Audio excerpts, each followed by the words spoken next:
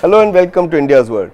US President Barack Obama's visit to Japan, South Korea, the Philippines and Malaysia was a brave attempt to convince allies in Asia that Washington is serious about its pivot to Asia strategy. The US strategy of rebalancing towards Asia or pivot to Asia was unveiled in 2011. Since then, however, American attention has remained focused largely on West Asia and lately on Russia's expansionism in Ukraine. The US has defense treaties with Japan, South Korea and the Philippines, while Malaysia is seen as a potential strategic partner. Now, the US needs to reassure them that it remains committed to protect their interests in the face of an increasingly assertive China. What does the US need to do to convince its allies in the region that it stands by them? How closely would the other countries in the region, including India, be watching the staying power of US diplomacy in the Asia Pacific, and what lessons might they take from it?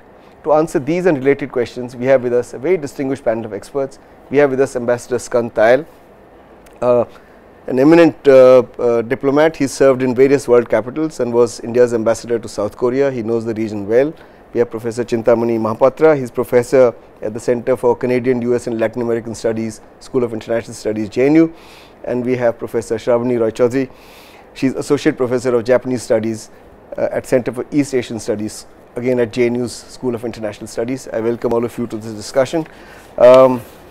Ambassador Tayal, let me begin with you. To what extent do you think high-level visits such as US President Barack Obama's visit to East Asia can revive the perception that the US means business when it talks about rebalancing in the Asia Pacific? I think one thing is good about Asia, particularly East Asia, that most of the differences are not really very deeply ideological. There are small territorial issues here and there, and but for the countries concerned, they are very, very important. They do not pose any existential threat, but they are important. So, President Obama's visit to this region and meeting the heads of states is a reiteration of the United States' own commitment to the security of these countries, whether it is Japan, Republic of Korea, Philippines, Malaysia, and also in their economic fortunes. So, the agenda also includes pushing Trans-Pacific partnership with particularly with Japan and Malaysia, and from all reports there has not been much progress there, but it is a statement of United States continued commitment towards East Asia. I will say East Asia, from India to Japan or further to Australia, and both political and economic. Okay. Professor Mahapatra, why is it that when pivot to Asia was heralded as a major strategic initiative by the US, there was a lot of enthusiasm, but after that it's just been on again, off again policy of the US as far as East Asia is concerned? Is it because of domestic problems such as the shutdown of the government which prevented the president from visiting the APEC summit, or is it their preoccupation with West Asia, including Iran's denuclearization, or now Ukraine, that has sort of taken the focus away from East Asia for the US? First we have to understand why this pivot to Asia or rebalancing. It was important from the American perspective. First, because they withdrew their troops from Iraq, they planned to withdraw their troops from Afghanistan. The Eurozone crisis told them that Europe is not the right place which can help revive American economic growth rate. It is Asia Pacific where the economy is very dynamic. China and India are growing positively despite global recession, and other ASEAN countries are also doing well. So, when Europe is not so important now, and Obama was helpless in addressing the questions in the Arab world and withdrawing from Iraq and planning to withdraw from Afghanistan, the best way would be to refocus on Asia Pacific. But the most critical issue was when the Americans were spending billions of dollars in this part of the world, the Chinese growth rate picked up very fast and China began to challenge the US dominance in the region. They did not want this to disturb the balance. So, that is why they rebalanced it, and the reason why they changed from pivot to rebalancing is because the Chinese took an offense to pivot to Asia. They said, what are you pivoting for? And Obama administration was not able to explain the exact meaning of rebalancing and what are they balancing about. The Europeans complained, that means you are downgrading your importance to Europe. The Middle Eastern was concerned that you are marginalizing us and going to Asia Pacific. Keeping in mind all these things, they said, no, we are rebalancing now. It's not pivot to Asia. Okay. So, this is the context in which rebalancing took place. Professor Srabani, Choudhury, does the inability of the US to impose its will, whether it is in Ukraine when Russia annexed Crimea, or to impose its will on Syria, the failure of US in Ukraine, in the Middle East, does it send the wrong kind of signals to its allies in East Asia, that they are unable to exercise power? Yeah, rightly said. There is definitely this, the incapability of US handling these two issues do send out a strong signal to I think not to the region alone, to the world itself, that they are not probably able to handle the big powers that they claim themselves to be. Yeah. But on the rebound, as far as Japan goes and US relations, it's been so congenial for such a long time that probably for USA it's a reassurance when the president visits Japan that, okay, here I have an ally who would stick to me. And for Japan also, with rising China and the recent issues of Senkaku Island, or Diaoyu Island as China names them, is an issue of concern, as rightly put in the first by the first guest out here, that in spite of it, from objectively speaking, it doesn't seem to have any strong implications, but to that region these are strong. So what you are saying is the presidential visit sends the right signal, but its inability to impose its will in Syria and in Ukraine actually takes away from it. Yeah, takes it away again. So let me take this question to you, Ambassador Tayal. To what extent is the decline in US power, or the perception that US is incapable of using its power effectively, creating anxiousness amongst its East Asian allies? I think all the allies of the United States have watched very carefully that what happened to Georgia when it confronted Russia, what is happening to Ukraine when it tried to confront Russia, and egged on by the European powers and perhaps even by the United States. So all the powers, big and small, in Asia should watch that carefully. And whatever may be the defense treaty between Japan and United States, or between Philippines and United States, I am very sure that United States will not come directly into conflict with China over the issues of a small island, which for Japanese may be very important, or for the Philippines may be very important. But if it is an existential threat then they will to Philippines or Japan, then they will come in. So Japan, they will have to deal with China. China is a big power, and they will have to treat China bilaterally more, and of course under the nuclear umbrella of the United States. But this reality they must understand. Okay. Professor Mahapatra, can one really claim that the US is not serious about rebalancing when they've actually started moving some assets, some weaponry, some bombers from West Asia to the Pacific? Americans are very serious about rebalancing for the following reasons. Number one, they have already closed down two Squadron Air Force bases in Europe. They are rebalancing towards Asia. Although the number of ships are going to go down, they have made it very clear that it is not going to affect the rebalancing. Number three, there is a budget cut, but they said this budget cut is not going to impact upon the rebalancing strategy. They have been making this statement. But one point that I am going to talk about the Ukrainian thing, this is very important. We have to see the nuance difference. In case of Ukraine and in case of Georgia, these are all part of the former Soviet Union area. They are not members of NATO, they are yet to become members of European Union. But in case of East Asia, the Philippines, which has been a strategic partner and before that an alliance partner, is picking up quarrel with China or vice versa on Mischief Reef, on Scarborough Island. Then Japan, which is the really fulcrum of American strategy in the Asia Pacific, is having problem on Senkaku Island. So that is why the worry that if Americans are not able to do that, are they going to protect us from the Chinese aggrandizement or not? We are going to discuss this some more in the next segment. We need to take a break at this point. We will be back again with this interesting discussion in a bit. Don't go away.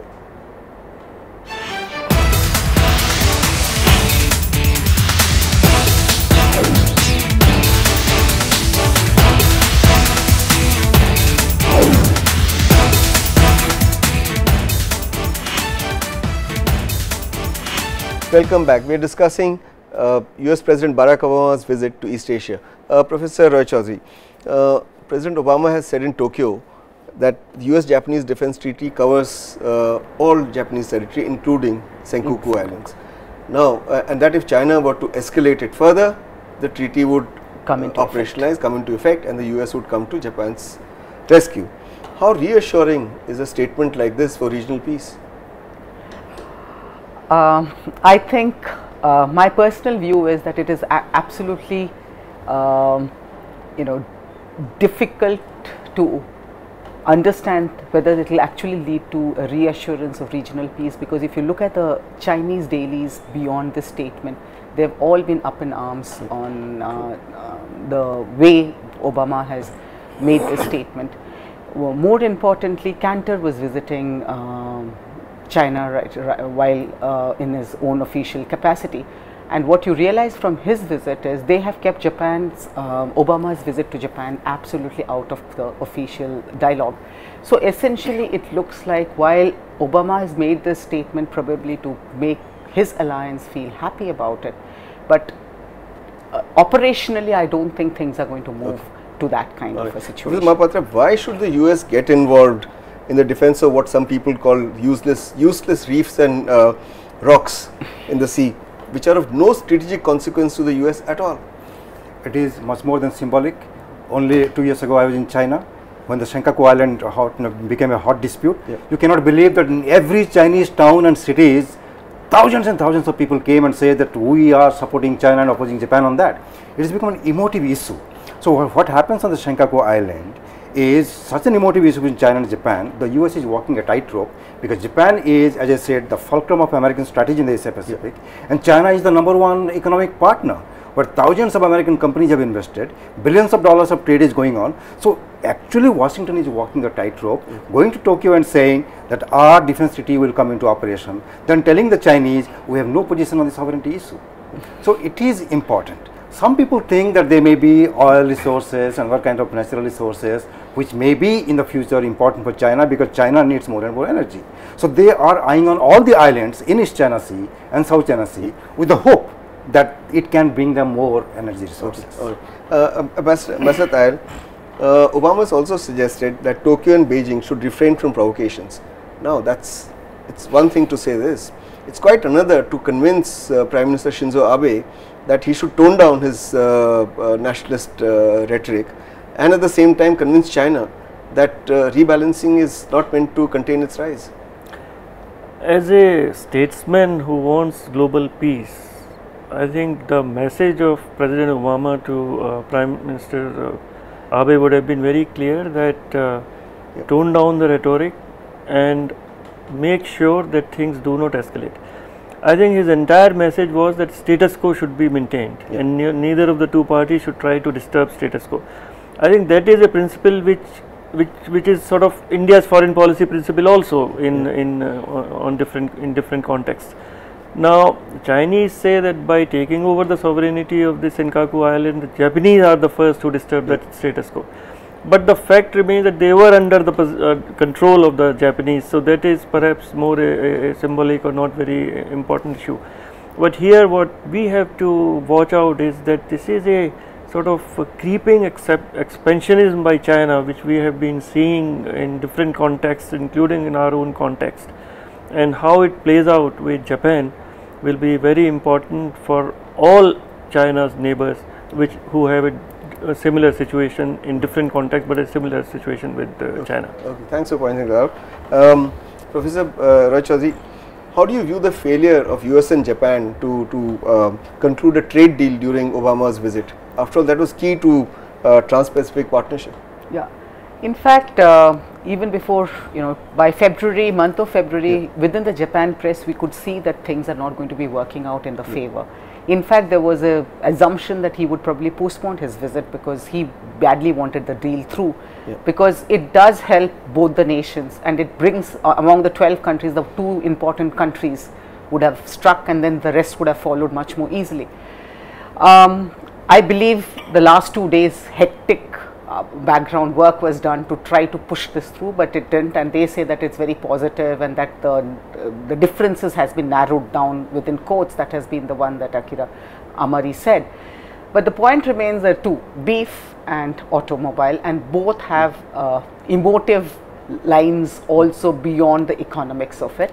But with the challenge that they face and the kind of attempt that is being made, and in fact if you look at TPP, though we say it as an economic deal, it does have a lot of diplomatic and political significance. I am very sure that within the next 1 year we should see some kind of a more balanced deal coming out of it.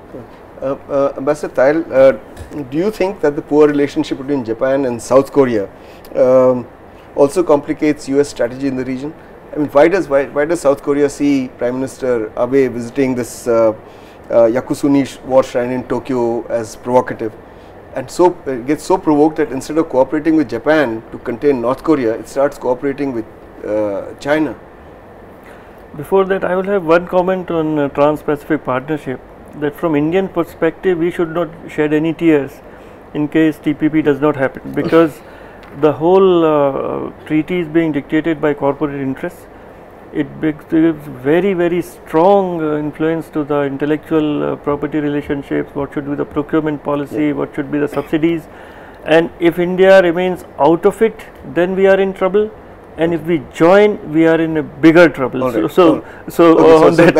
That's an interesting point. But what about South Korea, Japan tensions creating problems for US strategy? Both South Korea and Japan are India's strategic partners. Both are great friends of ours, and it's really very disturbing for all the analysts in India that Japan and South Korea are not on talking terms now. The Prime Minister Abe and President Park Geun-hye have not met. They met in Netherlands when President Obama brought them together. So in my view, Japan has to take some steps to assuage the hurt feelings of Korea, and not do provocative things like going to the war shrine, which actually celebrates war criminals as heroes. And on comfort women issue, etc., be a little more forthcoming to assuage Korean public sentiments, because public sentiments are very strong, and the former President Lee Myung-bak had tried to come at least have the information agreement with the military information agreement with Japan, but the public opinion did not allow him to do so. Okay. All right. We need to take a break at this point again. We'll be back again shortly. Don't go away.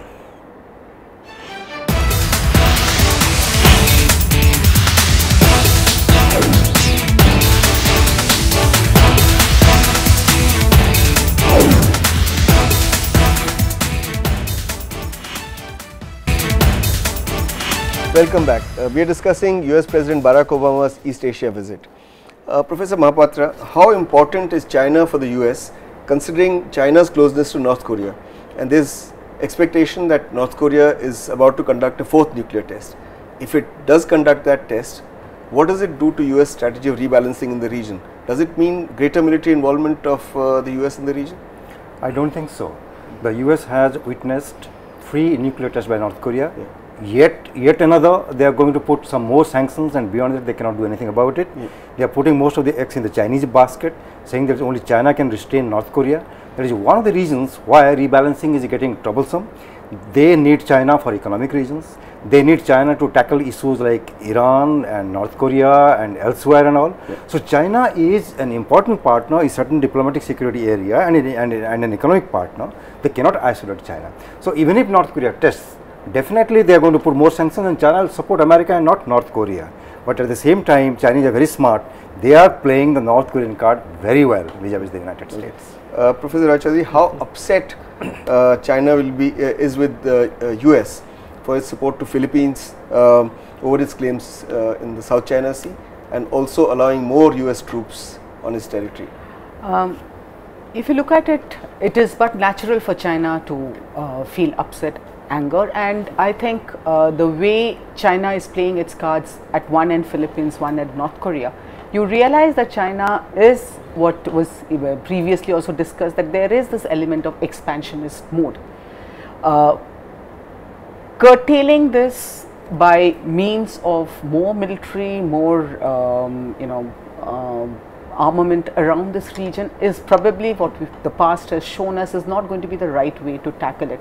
I think more diplomatic channels, more soft power positioning such that the people of these countries start accepting the fact that these are not the right moves by the country would probably be a better way of focusing on it. Okay, thanks. Ambassador Tayal, what is your take on US dilemma on China? That on the one hand, you need to reassure allies that you will not allow China to be overly assertive, and at the same time you need China not only for economic engagement but also to contain North Korea. So is there a dilemma there? There is definitely a dilemma, and it will require a lot of diplomacy and a lot of management, because it is cooperation, competition and confrontation, and it will be a mix of all three in different areas, in different fields, in different regions of the world, on different issues. All three will be there, and they are both almost superpowers or the biggest powers, so they will have to deal with each other in a way which does not lead to any confrontation, and China will always be on board, because ultimately they want to keep their own population happy, and the economic progress should continue. So China will also shy away from a confrontation. Okay. So Mahapatra, let me ask you something slightly different. Do you agree when some diplomatic observers say that the US must distinguish its strategic interests and supporting those strategic interests from supporting the politics of these countries in East Asia? For example, Abe may be good for Japanese economy, Abe may be good for US-Japanese trade, but here is somebody whose politics thrives on historical revisionism. Similarly, if you take Malaysia, you may have a very good Prime Minister in Najib Razak, but as some people say, Malaysia's politics is poisonous. Leader of the opposition elected overwhelmingly last year has been sent to jail on alleged sodomy charges. So is there a need for US to separate its strategic interests in supporting them from supporting the politics of these countries? The way the US is trying its best not to interfere in the domestic politics of Malaysia and even in Japan. And if Abe is going to spend more money on military, it is the Americans who are encouraging him to do that. If Abe is going to alter the constitution to make Japanese military more effective in regional conflicts, it is the Americans who are supporting that. So in case of Malaysia, of course, they are not at all going to interfere in the domestic politics. But in Japan they are. They are indirectly. But in Malaysia, for the first time in 50 years, an American president visiting Malaysia. So Malaysia is a slightly different issue altogether. But the crux of the problem is this: America's goal is not to encourage the allies in such a way that they will be more combative vis-a-vis China. That will be problematic for them. At the same time, encourage China not to be assertive, and it is a real tight diplomatic rope walking, which is difficult for America. Okay. Professor Choudhury, excuse me, if the US allies have doubts about Washington's commitment to rebalancing, how important is for India to know about the reliability of US diplomatic compass, that they do what they say? For India, obviously, when seeing the canvas as it sees right now, it is obviously becoming a challenge to understand, study, and as all of us keep talking about it being a tight rope walking. But what it gives for India is a big advantage. A peaceful country, never having any attempt at expansionist, never can be really questioned on those areas. We can see, with Japan at least, India's strategic partnerships moving every year a step ahead, and giving the comfort that has originated between India and Japan shows us that, India is going to now play a much more active but a peaceful role in this whole process. Of course, you will always have China questioning India's alliances, whether it's with Thailand, whether it is with Malaysia or with Japan, but then that's how India is going to move, I think, in this area. Okay. Ambassador Tayal, let me rephrase the same question to you. What are the implications for India's foreign policy of how the US behaves in the Asia Pacific region? I think it strengthens our age-old policy, or a policy since independence, that we should be very non-aligned. We should also be very strong ourselves, and if we have bilateral issues, India will have to deal with them on our own strength. We of course should have maximum number of friends everywhere, and so that is the trajectory of our relationship, and reliance on United States to help us in our own issues with different countries. It can be helpful, but it cannot be decisive, or it cannot be something which is very, very important. Okay, quickly sir, your take on same topic. I have slightly different thing to say.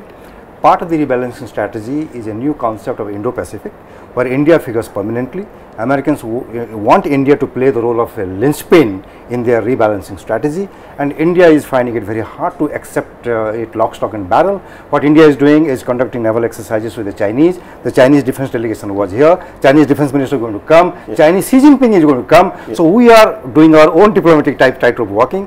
As Ambassador said, we don't want any alliance with USA to contain China, but at the same time, China should not be issuing a veto about our relationship with the United States. Okay, all right, we've run out of time. Thank you very much for taking time and coming here and analyzing the significance of Barack Obama's visit to East Asia. That's all we have for you today. We'll be back again next week with another interesting issue. Till then, goodbye and thanks for watching.